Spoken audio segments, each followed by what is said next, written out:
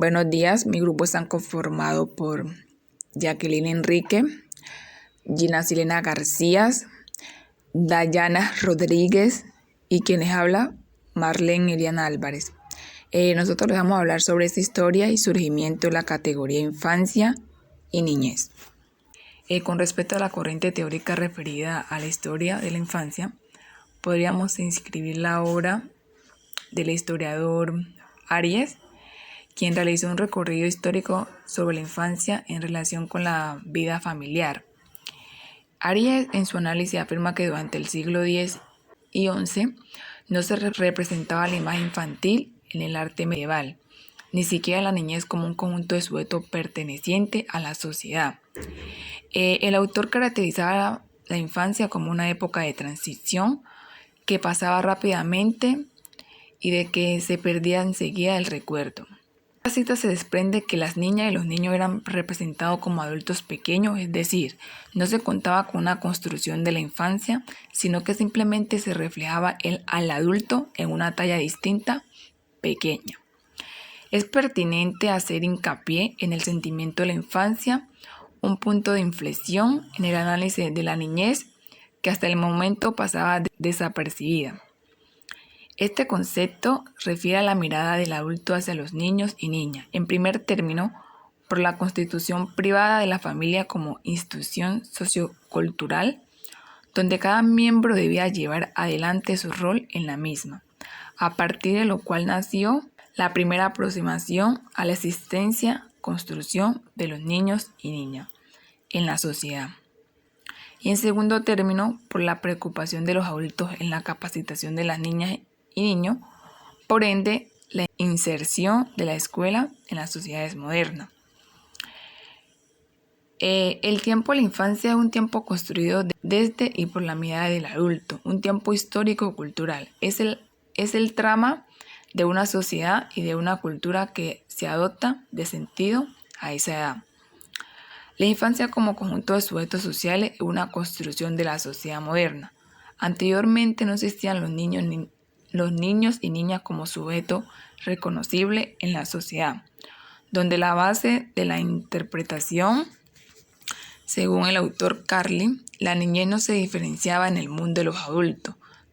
Los diversos estudios e investigaciones respecto a la historia de la educación y a la historia de la infancia coincidieron en un punto: el reconocimiento de la infancia moderna y la recreación de instituciones con fines protectores, por ejemplo, la escuela. Esta línea es donde, además de existir el sujeto social dominante niño o niña, según los aportes de dicha corriente, se conformó el sujeto social denominado alumno y alumna. Otros de los puntos importantes que plantea Carlin 2000 es sobre la temporalidad. Por un lado, la del niño o la niña como un cuerpo en crecimiento, y por el otro, el de la sociedad en donde se constituye como sujeto. Ambas temporalidades están estrechamente articuladas. Existe entre la experiencia de los niños y las niñas y las instituciones de los adultos, es lo que produce la constitución del niño o niña como sujeto. Esta ligación da como resultado un proceso que captura la construcción simbólica singular de niños y niñas en la sociedad. ¿Cómo es entendido el término infancia? Una posible respuesta a esta pregunta la da Nelida, quien plantea que la infancia es un término de uso habitual, con el que se hace referencia a un periodo de la vida no siempre reportado unívocamente y que a veces incluye el periodo de la niñez hasta el de la adolescencia. Además, explica que para siempre analizarla hay que tener en cuenta lentas transformaciones de las costumbres y de las prácticas socioculturales que determinan las experiencias de los sujetos en los distintos momentos de la vida.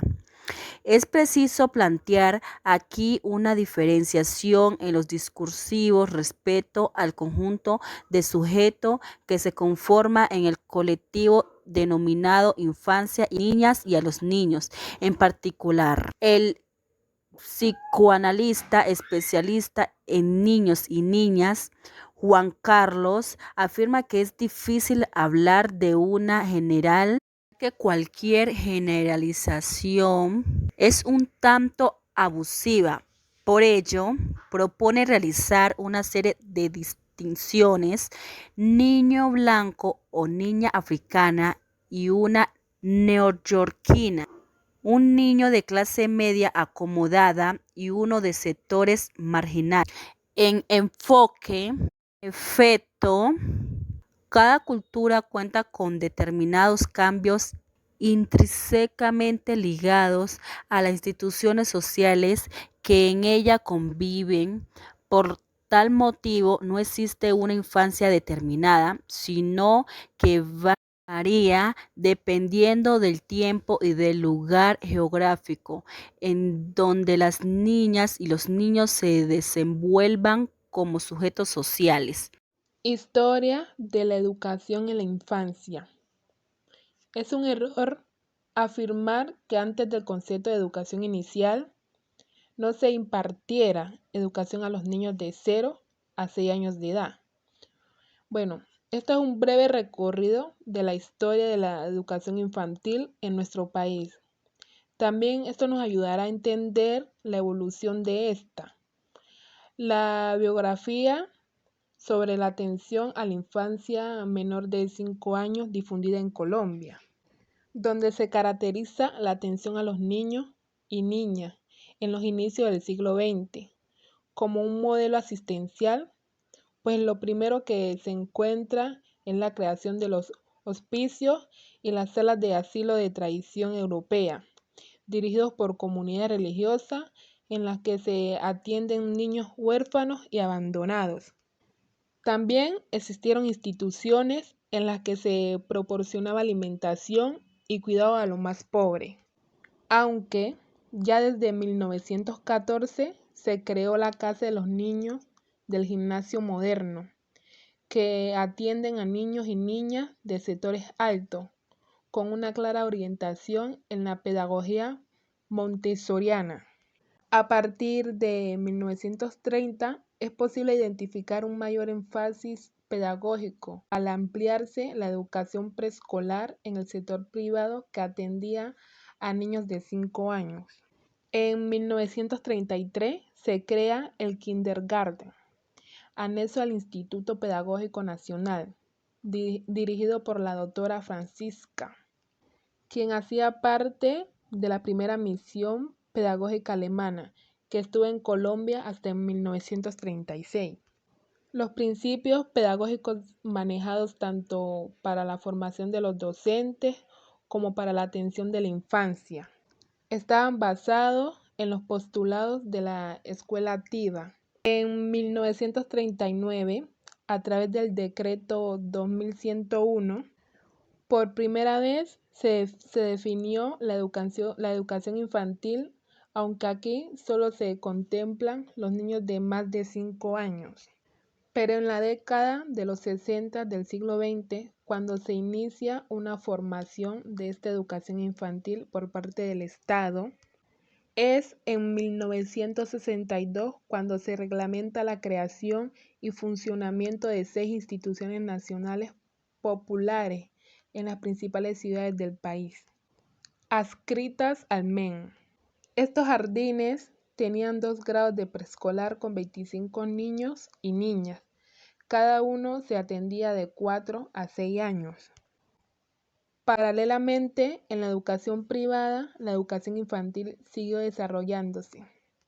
De hecho, las maestras del Instituto Pedagógico Nacional fueron en sus inicios formadas para la creación de instituciones que atendieran los niños de los sectores altos de la población. Asimismo, en esta década se crearon el Departamento Administrativo de Bienestar Social y el Instituto Colombiano de Bienestar Familiar con la finalidad de procurar y protección del menor y la estabilidad y bienestar de la familia. Desde sus inicios, estas instituciones atienden niños menores de 6 años, en muchos casos desde los primeros meses. Incluso, ambas instituciones fueron desarrollando diferentes modalidades de atención. Los estudios del psicoanálisis. El estudio del psicoanálisis se basa en una forma de tratamiento e investigación que utiliza el juego de los niños para ayudarlos con sus problemas. El objetivo de este es ayudar a los niños y a sus padres para comprender su sentimiento, comportamiento y volver a encarrilar su desarrollo a medida que el niño crece y avanza hacia la adolescencia. La terapia implica menos juegos y más conversación. El trabajo con los padres es una parte importante del análisis del niño y la adolescencia. Freud hace una distinción precisa entre el niño y el adulto, la cual acentúa en la constitución del aparato psíquico el desarrollo de un ser que se realiza haciendo el orden de maduración del cuerpo. No solo distingue al niño del adulto en torno a la pubertad biológica realizada, sino que también en relación a ella define los estados del sujeto, como la infancia, latencia, pubertad, adolescencia, madurez, que son referidos de todos modos a los momentos cruciales del movimiento de la estructura edípica que se incorpora según la diacronía del desfiladero edípico. Para Freud, es mediante el Edipo que se traza el límite más seguro entre el niño y el adulto, a través de los reordenamientos estructurales del periodo de latencia y de la pubertad. Paradigma del menor en situación irregular o del control social de la infancia. El primer paradigma reconocido en el derecho de menores fue la doctrina de la situación irregular. Los principales puntos de la misma fueron: el eje primordial es que las normas jurídicas que de ella se desprendan están dirigidas a menores vulnerables, niños objeto de asistencia en estado o peligro de abandono material o moral. Las situaciones mencionadas son abordadas estrictamente por la justicia. Existe amplia facultad de los órganos jurisdiccionales para disponer sobre el menor sin límite de tiempo. El Estado tiene el patronato de los menores e interviene no solo frente a los posibles hechos de delincuencia, sino frente a los problemas económicos y sociales.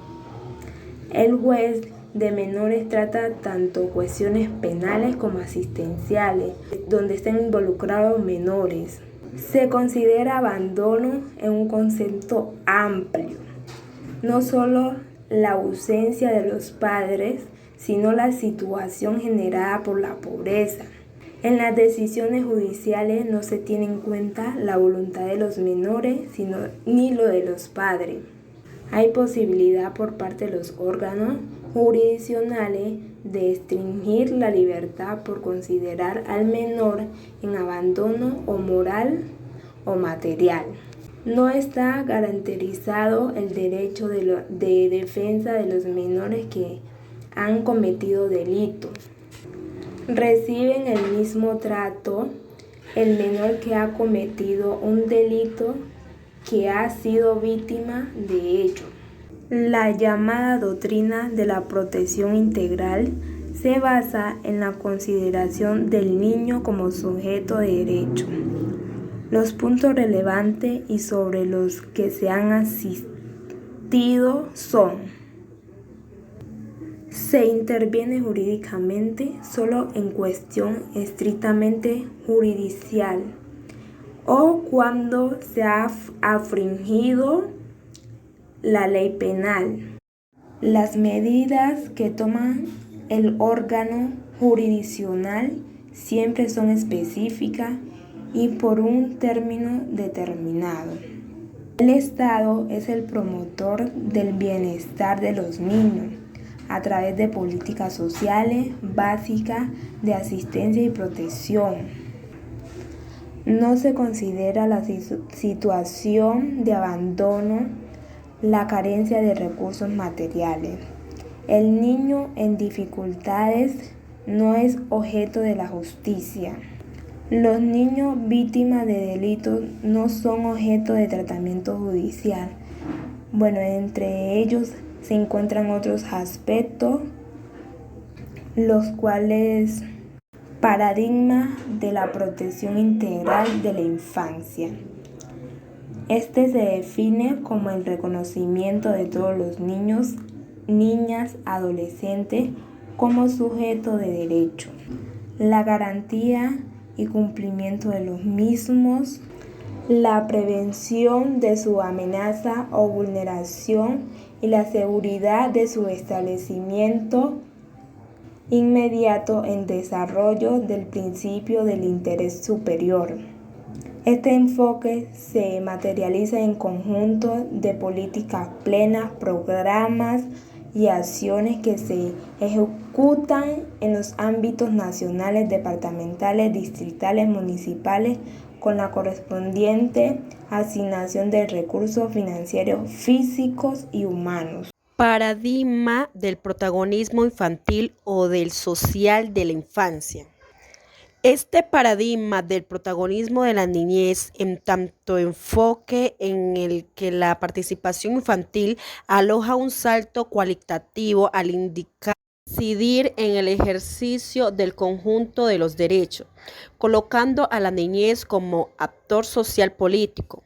Para ello, partiremos de una introducción a la noción del adultocentrismo, a fin de analizar críticamente desde esa perspectiva la Convención sobre los Derechos del Niño y sus concesiones sobre niñez y participación. Sostendremos que si bien su sanción ha dado lugar al tratamiento concreto y simbólico de niños y niñas como sujeto de derecho, no resultan suficientes los derechos de participación que allí figuran para instaurar una ciudadanía plena. El enfoque de derechos expresado en el paradigma de la protección integral resulta insuficiente para sustentar el involucramiento de dichos sujetos en cuestiones políticas y de ciudadanía, y no problematizar el carácter adultocéntrico de nuestras sociedades, teniendo en cuenta que la CDN fundacional de la ciudadanía infantil, que íntegramente elaborada por personas adultas, y que la historia oficial de los derechos de la niñez omite la participación y protagonismo del sector infantil. Recuperaremos algunas expresiones de esas historias como antecedentes de dicha convención y como base de una nueva perspectiva crítica en la relación con las infancias. En suma, pretendemos con este artículo realizar una contribución al conjunto de teorías críticas sobre la infancia que la consideran un actor social que no puede seguir siendo excluido de los procesos generales del carácter sociopolítico.